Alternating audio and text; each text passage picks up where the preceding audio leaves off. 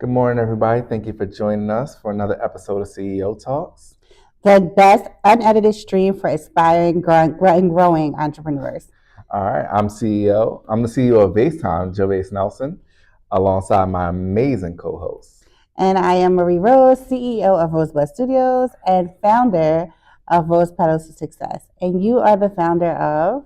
I am founder of FaceTime as well as FaceTime Foundation. Yes. I think that's what you was pulling me for. Yes, yes. All right, this week we have 3 insightful questions. Marie, please tell us what they are. Okay, y'all. So question 1, what happens if things don't go as planned? Love that. Question 2, what tools, systems, or software have been the most helpful in running your business? And question 3, I think they're really trying to get us to drop some gems with that second question. And question 3, how do you prioritize which areas of your business to invest in during scaling? Please remember, everything we're about to say is general advice shared from our experience and research. And while you can apply most of the information to your business, we highly, highly recommend that you book a one-on-one with either me or Gervais so that we can speak to you about your business and give you advice tailored specifically to your needs. All right. So, with that said, if you can help me out with that, because I am having some technical difficulties. Yes, so we want y'all to like, comment, and share, and also subscribe to our YouTube channel. So number 1, you don't miss any of our videos. And number 2, we reach more people because you like, share, and comment, and it shows it to more of our audience because we love to share CEO Talks with as many people as possible. For sure. All right. So with that said, while I'm having some technical difficulties over here, I'm going to jump into question number 1, which is, again... What happens if things don't go as planned? So what happens, Marie, a day in your life where you as a business owner, things do not go as planned? How do you respond? How do you react? And what do you do? So if things don't go as planned, as a CEO, you pivot, you strategize. You have to, there is no, I'm walking out and throwing everything on the floor. Like, at the end of the day, you still got to get things done. You have to get the goal accomplished. So if things don't go as planned, I got to take a moment, breathe, and go back into work because we have to get it. The goal still got to be accomplished. For sure. I love that answer. That's totally different from how I do it. Are you about to throw stuff? I have a fit. Everything goes things fine. No. I don't do that. It's weird for me because if things go 100% to plan, I get nervous. I'm actually so used to things not going to plan. Yeah. Or like me having this perfect plan, and then I go in and it's like something always is wrong. And I'm used to pivoting and adjusting and things like that on the fly. So when things go perfectly right, I'm actually uncomfortable. And then I start panicking. I actually panic more when things go really smooth. Yeah. And then I start looking for all the fine details, like, wait, did we miss this? Yeah. Did we overdo that? Oh my God, did I not calculate this number right? Did I not account for this? So I get nervous actually when things go too smooth. I actually anticipate things to go wrong, and I'm just used to pivoting on the spot. So I'm glad you said pivoting because for me, I'm just used to it. So, and I think that's why the answer came so easy for me because I'm the same way. Like, if it don't work, we go to the next. Right. Like, we got to figure it out, and you just can't leave till you figure it out. But we probably don't sleep until we figure it out. No. So I have been around you when something went wrong, right? Mm-hmm. And you were like, I'm gonna get this done here, but I gotta go because I have to resolve it. So it's like I'm the same way when things are too good and they go too smooth. I'm not the person to be like, oh my gosh, all right, good day. No, I'm like, what is about to unfold?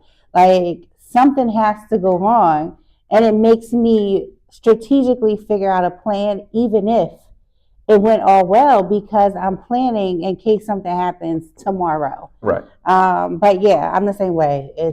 I get nervous. It's so, especially when you're doing things like bidding and estimating, because it's just like, they just accepted that first offer. Oh yeah. I must have missed something. I had to not account for something. I know I must have came in under or something. So like I freak out. Or for me, like somebody, I give them a price and that price might have made me nervous. Mm-hmm. But they're like, okay, where do I pay? And you're like, okay, you know. I must have did something wrong. Yes. So I love that question. Question 2, I'm back up. This is for people who just started their business, looking around the corner, just trying to get ahead of the curve. Congratulations to your new business. Mm-hmm. What tools, system, or software has been most helpful for you in running your business? I'm curious. Oh my goodness. So I think I said this before that nobody ever believes me, but like Facebook, seriously, like Instagram doesn't even give me as much as Facebook does. Facebook, I would never leave unless they shut it down because it helped scale my business. Mm-hmm. Facebook Marketplace. I mean, that's even when I find my furniture for my buildings, for real. Wow. And it's like brand new in a box. So Facebook Marketplace, but right now my software that I use is Pipeline. Okay. And you heard of Pipeline? No, I think I've seen you use it, or you put it in. Yes. You put it in something. Yeah. So Pipeline is everything in one, and every time I think it's newer because every time I mention it, people are like telling me they never heard of it. Mm-hmm. But it's everything in one. I create invoices. I can create newsletters. I have a community in Pipeline. My email comes. I can email my calendar. Like literally all the softwares that you use are in one system. My phone number is through Pipeline. Oh. I can text out Pipeline. I can call you. I can send automations to response people. Like that is all Pipeline.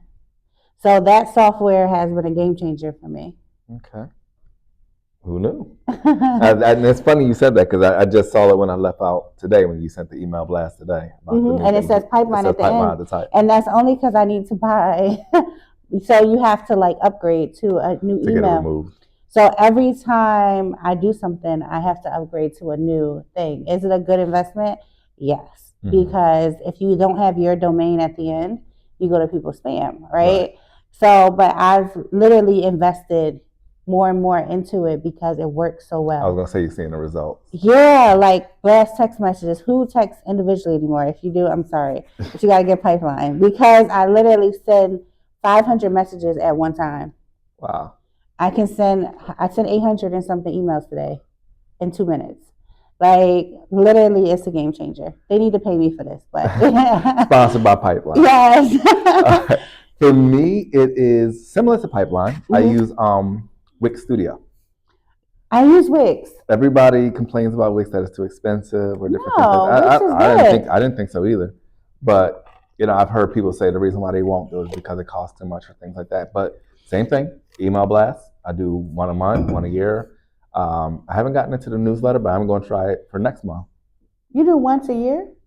No, the once a year. I do the annual payment because it saves you some money. No, I thought you meant like the email. You only I do emails monthly. Okay, I was about to say, don't listen to that, y'all. Y'all gotta email more. Everyone that subscribes, I give an email blast once a month. Perfect. Unless I'm running something different, then periodically I'll do it. But it goes to all my subscribers.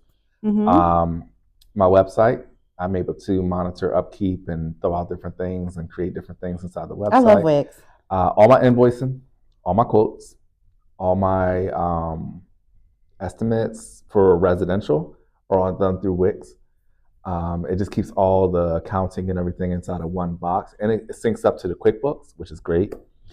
See, I didn't know that. Yeah. I'm learning something, y'all. Yeah. So that works for QuickBooks. Wix for me is just like a perfect back-end admin studio for me, and of course, ChatGPT. Of course. I can't function without ChatGPT. Once you program it and teach it a personality and work with it more and more and more. The more information, a lot of people don't know about chat, is it's not a Google search. It actually is something you talk to. Mm-hmm. So the information that you give it, you can actually say, hey, just try it. Download ChatGPT. They should be paying me for this. Yeah. Say I now am the owner of FaceTime, a landscape company in Philadelphia. Mark this as a memory. It will bookmark that, and then it will start using that information. And the more you tell it about your company, it bookmarks it and bookmarks it and bookmarks it. So when I'm like running to do a 3-page grant for something or a loan for something or a business plan, I can do that and punch it in, and it knows exactly pretty much if it prints out something that's 3 pages long, I'll probably modify maybe half a page of it, which Mhm. saves me so much time. So Yeah. those are like my go-to, Wix Yeah. and ChatGPT. Yeah, so I used Wix to create my website. That's the furthest I went. And I think I sent email blasts because I do have that. I just remembered. I need to go back in there. Go ahead and use that. But I've never knew about the invoice, like that Oh yeah, portion. It's been so long. That is really dope. it upgraded to Wix Studio, and That's it's really amazing dope. now. It's flawless. Yeah, I always liked Wix and building the website and how easy it was, user friendly. It's even easier now. Yeah, see, that's a good tip, guys. All right, so we're gonna move ahead to question number 3. I told you something new this week. You did, because that's Usually she's teaching me something new every week. All right. Question number 3 for our established business owners looking for innovative ways to scale their business. Hang in there. Business isn't easy. Business gets tough. I know it gets challenging and different things like that throughout the years. Proud of you. Congratulations, and way to keep going. In a lot of ways, you motivate us to keep going. Yeah.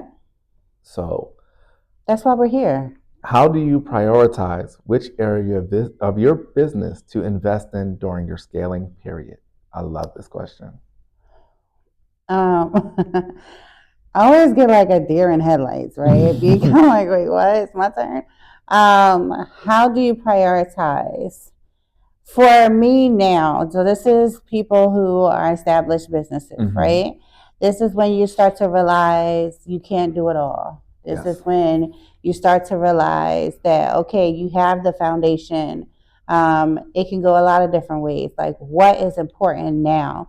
What are your goals for this year? And what do you want to accomplish this year? If you want to accomplish more of getting your name out there and becoming that popular, that household name, I think you should make sure your name is secure with your trademark and stuff, right? And so that's important. That I would invest in that. If you're focused on accomplishing more events or gaining more customers, making sure that you have the capability to handle the volume of customers, that volume of sales, the volume of events or tasks that you have coming. So hiring staff might be your priority. So it literally is based on what your goal is for the year and what you want to accomplish. You can't really determine, no specific business can say it's a blanket statement for me and you because it's too different. Right. Like a lot of people say at year 5, you start to expand. Well, not everybody does that. True. So it depends on what you want to accomplish. I 100% kind of almost agree with that to the T. For me, I guess dealing more in the sales and service portion is I learned to stop trying to do what I want to do, and I started listening to my clients and customers more. If they wanted to, like sometimes I just listen to what you were saying about the scaling portion, but sometimes it's like when you said expand and not ready to expand and things like that. You may want to offer a new service. You may want to offer a different product. But if the people are loving something and they want that one thing that you're doing, expand on that. Yeah. Scale in that area. They're telling you what they want. You may not always have to reinvent the wheel. So there's different things that I wanted to get into, and I tried it. And it's all trial and error. Like you said, there's no one size fit all. There's been years where I've tried to expand and scale in different areas and try different things, and they just didn't catch on. But it's like this other thing remains so consistent, and that's where keeping the data and your numbers can help you. And I always get like reviews and feedback, and I have people telling me like, we really, really love this thing. Yeah. We really, really love that thing. The living walls, the moss walls, like my initial thing was the living walls, but people took more to the moss walls. They loved the moss wall process more.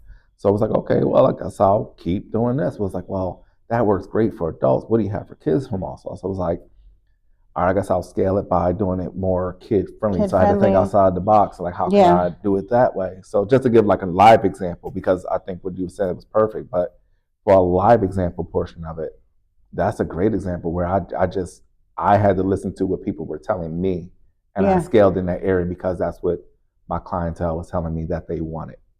Yeah, I think we get bored, right? So as business owners, we get bored because Yeah, for for us, sure. when we put so much energy into an idea, Mm-hmm. that idea needs to jump off. We give it a good 30 to 60 days and we like, bam, we moving on because that ain't work. But the customer sometimes doesn't even start to pick up Mm-hmm. unless it's a big shining light that like is everywhere and they're like, oh, we want to buy into it. But really, or a big sale, Mm-hmm. really they're not going to buy into something brand new. But if you start advertising and listening to your customer and just expanding on what they already buy from you, it's a different process. And Right. I think we just get bored. Like we don't give that opportunity to focus on that one thing and expand that one thing. We're like, oh, we need to bust out with something new. Like, this is great. Yes. You guys are gonna love this. And it's like, well, what is it? Like, you Yes. don't see it? It's right there. It's amazing. Yes. And it's like, but I don't get it. And Yeah. it's just like, So all right. it's like we want to just. I think in business ownership, like in owning a business, they always say like new things. Like I think it was a thing that came out recently about how Shein, the clothing store, they drop like 200 new items a month. Wow. And when you hear stuff like that, you're like, how in the world Right. do I drop 20 things compared to 200 things a month? But at the same time, look at how many people they have working for them. True. You know, so again, it's based on what your goal is because that's what you have to invest in. That's what you have to focus on in regards to scaling because you can't like do it all yourself and you also have to be listening to your customer. And I'm sure if they're dropping 200 things a month, that they're pretty confident that their clients or customers are going to buy it. They love new stuff. Look at their marketing. They invest in their marketing. So many people get text messages from Temu and Fashion Nova and all of that stuff, you know, because they know you're going to look at your phone. True. So like software, I ran a crazy, like try something like Fashion Nova. Did you get my text when I was like, I know you're probably up. Yes. And I sent a random text. I got the next morning, but I saw what time it came in. I was like, oh. Yes. And I'm like, I forget what I was running. It was an ad for something, but people were responding to me like, how did you know I was laying in my bed eating ice cream? I didn't, but I assumed. I just wanted to see like, so doing things like that in your business and just trying it. I didn't introduce anything new. It was literally just trying to see what people would respond to. So yeah. That's the key right there. Like you said, you threw it out there and you got your feedback. Yeah, yeah. That was dope. Because I saw it the next morning. I was like. And even the people that saw it the next morning. And they were like, I was asleep. But they responded. But I saw it. Yep, they responded. All right. Time for our good on good bonus question. Before I get to the bonus question, I want to give you your flowers right in here, right now. You're probably like, what did I do? That's what I'm about to say, right? For your award for being nominated. For yes. Thank you. Oh, goodness. Thank you so much. So I'm going to talk about it. 2 seconds. Go for it. So I was nominated by the American Heart Association. He threw me off here, guys. I know. I forgot, but I just thought about when I saw the flowers. So I am the 2025 Women of Impact nominee, and I'm running a campaign from February 7th through April the 10th, and we are raising funds for American Heart Association. If anyone doesn't know, Rose is the brand flower for the Rose Studios, Rosebud Studios, Rose Path to Success. And it is based off of my mother who passed away due to a brain aneurysm. So this campaign is personal to me, and we are raising as many funds as possible to educate the community, especially women. And hopefully I am the woman in red for 2025 at the end of the campaign. So I will drop the donation link soon because I can't accept funds before February 7th. But thank you so much, Javis, because I was not expecting that. Yeah, I just saw the flowers and I thought about it. So I just want to get that in there real quick. Thank you. No, we'd be so quick to wrap up, but I'm like, ho. That's awesome. I know. Thank Stop you. it. All right, time for our bonus questions. Bonus question. So this one is really good. What habits or routines have contributed most to your success? Especially being nominated Woman of the Year. So, you know, you got some habits and stuff. What habits or routines? Okay, so I'm very big on consistency. I do the same thing over and over again, literally. So what I did back in July of 2019, I'm literally still doing the same thing. And that was repeating my affirmations when I feel that my back is against the wall, or I'm confused, or I'm not easy about what is going on in my business or a decision that I need to make. I'm big on affirmations. I'm big on the number of times I say affirmation. Mm-hmm. Like I'm very consistent with it. Where I post my business for advertisement hasn't changed since 2019. The wording may have changed only because the social media forced me to change it so that it's be seen, but it's consistent. The way I take my pictures, my reviews, all of that has been consistent. So even though my business may have evolved, Mm-hmm. the base never changed. And so that's just like taking a picture, but you just got a better camera. I literally have done the same thing since 2019. Same. And I saw your video like about you recording when you were going live, and I was like, that looks Yes, just like yes. CEO Talks. Yeah.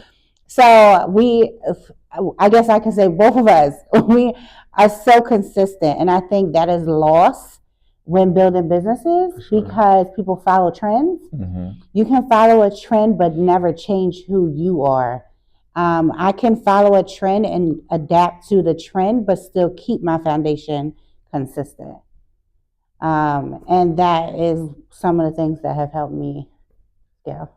When you said that, I was sitting here nodding. I'm like nodding. I'm probably going to watch this back and be like, oh my goodness, that's exactly what I was going to say again. Probably why we're so similar in business in a lot of different ways, even though we're in two completely different fields. But definitely consistency. And I'll even try something else. I did a deeper. I'm just really disciplined in my behavior patterns. So I set anywhere between 2 to 7 goals daily. And I keep threatening that I'm going to show my calendar. When you said it, that's when I started swiping. If you saw me over here moving with my hands. For people who don't know what I'm saying. But for the last few weeks, I've been saying, I'm going to show my calendar. I'm going to show my calendar. I'm going to show my calendar, my color codes. So before I forget, here is my calendar for the week. Your calendar looks Jamaican. It looks Jamaican. So what it is, and I want to say because it's green, yellow, and red, and black. So what that is, my green is my peak time. That's when I'm most alert. My yellow is when I'm kind of winding down, and these are things I need to finish on, and kind of requires less focus. Mm-hmm. And my red is more of my personal time and when I'm unwinding. So I can look at that in a blink of an eye, and I know exactly what it is. That's like a lesson plan. It looks like a lesson plan, guys. And because of that, because I need structure, I have to have structure with my day-to-day. So what I mean by that is I'll set goals, and I'll have anywhere between 2 to 7 goals a day, and I'm going to just pull up something else. These are my plans for the day. These are my goals I got to hit, 2 to 7 of them. Nothing major, nothing big time. And I did the math on it. If I do 2 to 7 goals a day, mm-hmm. some business related, some personal, I've accomplished. Some people say, when I do my New Year's resolution, I have 3 goals. Well, I don't. I have 2 to 7 goals a day.